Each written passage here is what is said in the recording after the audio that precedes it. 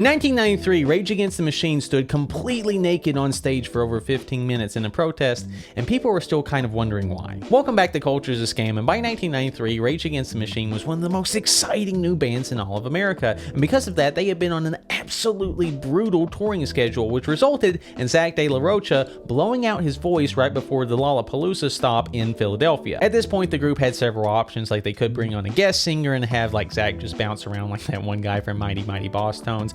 But in an event that seemed from every interview I've read to be completely spur of the moment, the group decided to strip absolutely stark naked, duct tape their mouths, and paint PMRC over their chest and stand completely naked on stage for 15 minutes. PMRC was of course the acronym for the Parents Music Resource Center, which was the group that put the explicit lyric sticker on albums. And because of this, this performance was going to be some kind of protest against this censorship. And whenever the group walked out, they were actually getting pretty well received for, some very obvious reasons.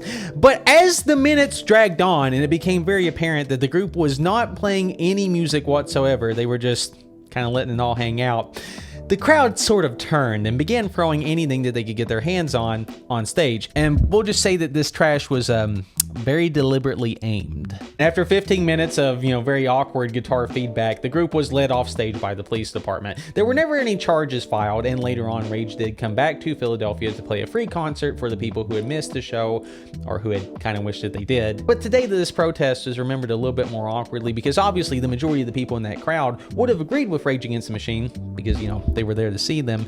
And it didn't really make any sense for them to not play music to the people who were there to see them play music. Frankly, I just feel like the entire event just wasn't that well thought out. I just want to know who was the first one to suggest hey fellas. And ironically, the stunt did actually wind up with the group getting the full centerfold treatment in several rock magazines, which you can see photos of online. And it just kind of makes you wonder why the group would try so hard to show so little. Follow for more stuff that you can't stop thinking about.